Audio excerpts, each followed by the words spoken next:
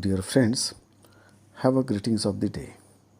Friends, today's topic for discussion is Class B push-pull power amplifier.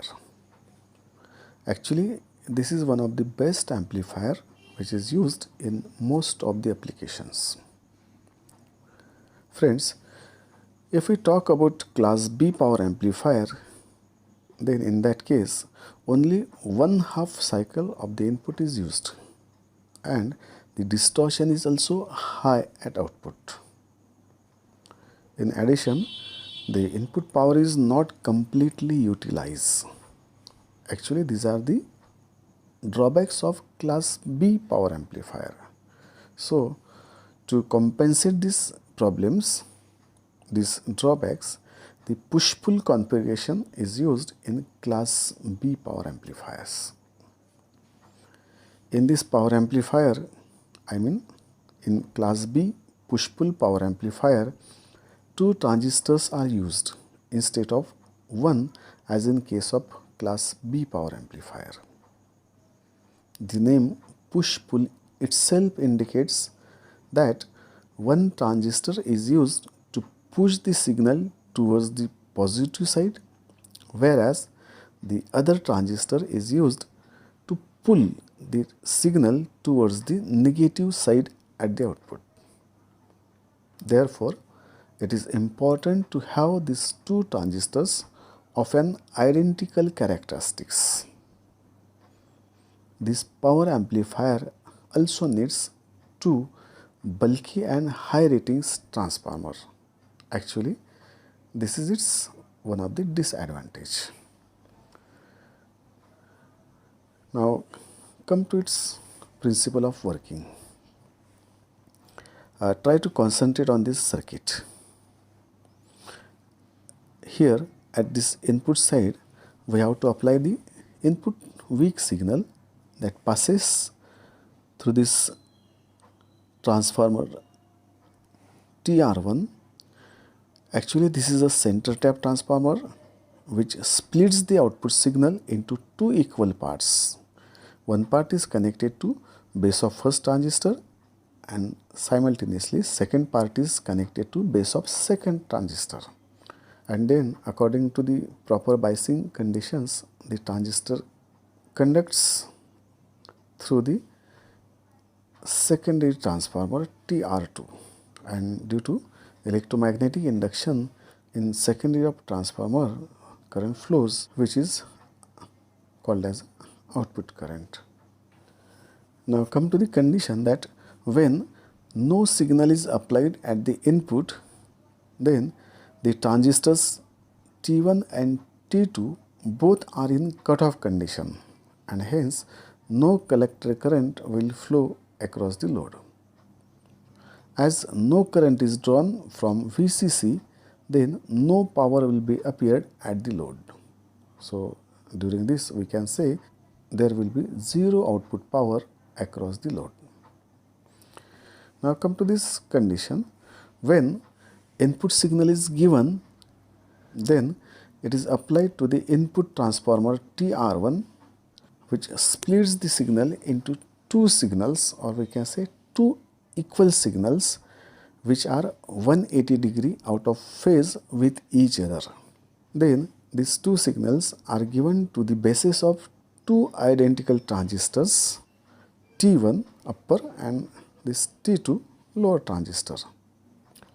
Now see, the output appeared across the secondary of this transformer. We can say this is positive terminal and this is negative terminal. So during the positive half cycle, the base of transistor T1 becomes positive and the collector current flows across this secondary part of the transistor circuit. This current flows actually from plus VCC to this upper part of transformer, and through this transistor it flows like this. Its direction is like this. And due to this transformer action, the equivalent current will flow through the load part and its direction is say from top to bottom. Now at the same time, the transistor T2 has negative half cycle.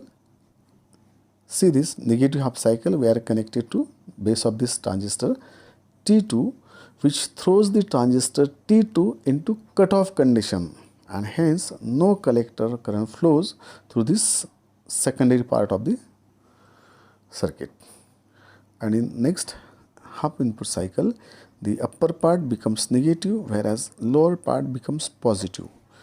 Now during this period, due to this positive input, this second transistor, it will conduct, and the direction of current, it will from VCC to lower part of transformer, and then it flows like this through this transistor, and its direction is like this. And again, due to the electromagnetic induction across this secondary transformer, the current will flows through the load part in this direction, say from bottom to top, and in this way both transistors will conduct alternately. If we talk about the output currents, then this upper part of the circuit, it is taken as part A where it conducts, and this lower part, it is taken as B part when it conducts. So this transistor T1 and transistor T2, they conducts alternately for positive and negative half cycles, and we get the complete output across this load. Now come to expression for its efficiency. The average output current, or we can say collector current of one transistor for half sine loop, is given by IC, I for current, C for collector. So this IC equals to IC max upon pi. Pi in the sense, it conducts only for half cycle, and half cycle means it's pi radians, or we can say 180 degree. Again, this IC max, it is nothing but the maximum current, so it is taken as Im upon pi. Now this happens with one transistor, so therefore for two transistors, the average output current IC can be written as this IC equals to Im by pi plus Im by pi, because we are taking this for two transistors, and that comes to be twice Im by pi. So take this as equation number 1. Now the DC power applied to this circuit, it can be written as this PDC. So this DC power is nothing but the product of DC voltage and DC current. So DC voltage, it is taken as maximum voltage Vm, and this value of IC, it is taken from above equation 1. So its value is this, twice Im by pi, and finally this value comes to be twice Vm into Im upon pi. So take this as equation number 2. Now the RMS value of collector current is written as this RMS, in the sense root of mean of squares. This value is taken as AC equivalent value of collector current. So that value is taken as IRMS. RMS equals to, see this, IC max upon root 2. This is its standard formula. Again in this case, IC max, it is taken as Im, and upon, as usual, it is root 2. So final value is IRMS equals to Im by root 2. So take this as equation number 3. Now similarly, the RMS value of output voltage, it is written as this VRMS equals to Vc max upon root 2. This Vc max, again it is taken as Vm upon root 2. So take this equation number 4. Now under ideal conditions of maximum power, the AC power delivered to the load REL is written as this AC power. Of course, it is written as PAC. So PAC is nothing but the product of AC voltage and AC current. So AC voltage, it is taken as Vrms, and from that equation 2, its value comes to be Vm by root 2, and that equation 3, the value of Irms, it is taken as Im by root 2, and after multiplication these two terms, we get the final term as Vm into Im upon 2. So take this as equation number 5. Now we have expression for AC power and also we have expression for DC power. Now the overall maximum efficiency of this amplifier, it is written as eta, and its formula is eta equals to output power upon input power.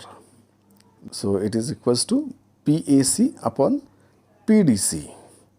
So we have to take the value of PAC from equation 5. It is this Vm Im upon 2, and we have to substitute value of PDC from that last equation, which is twice Vm Im upon pi. For simplification of this expression, we can cancel this Vm Im with this Vm Im, and the remaining term, now it is this pi by 4. Again we can substitute the value of pi as a 3.14 and divide it by 4. So this comes to be 0.785. Now the factor of this efficiency, it is measured in percentage. So percentage efficiency eta equals to 0.785 into 100, and finally that value, it comes to be efficiency eta equals to 78.5%. Now try to concentrate on this value of efficiency, which is equals to 78.5%. Actually we have applied the 100% power to this power amplifier, and out of that 100%, it is able to convert only 78.5% power into AC. That means it is 78.5% efficient as compared to 100%. So this is its efficiency. So in other words, we can say the remaining value of efficiency, that means it is 21.5%. So this 21.5% of power, it is getting waste by using this type of power amplifier. Here we can say the efficiency of class B push-pull power amplifier, it is 78.5%, which is greater than the efficiency of class A power amplifier, because as we have already discussed the efficiency of class A amplifier, it was found to be 50%. So in that case 50% of power it was getting waste, and in this particular case only 21.5% of input power it is getting waste. So if we try to compare efficiency of these two, class A with class B push-pull power amplifier, then it is very explicit that the efficiency of class B push-pull power amplifier is much greater than class A power amplifier. Now come to advantages of class B push-pull power amplifier. First, we can say that there is negligible loss of DC power when input signal is not applied. In this case, we have to say that when we are not applying any input signal to the circuit, during that period there is no DC power loss in case of this particular power amplifier. Next point, it is regarding to efficiency, and it says that class B push-pull power amplifier is having excellent efficiency than class A power amplifier. Already this point we have discussed in detail. Come to disadvantages of class B push-pull power amplifier. First, we can say that in this particular case of power amplifier, we have to use two similar type of transistors, which is somewhat tough job. Second disadvantage is that due to two transformers, the circuit becomes bulky and expensive. Bulky in the sense it becomes heavyweight, and expensive in the sense it becomes costly. Next is some power get waste in transformers winding. During the action of transformers, some power get waste in its primary as well as secondary windings. So this is regarding that some power get waste in transformers winding. And finally, it is said that crossover distortion is observed on major extents.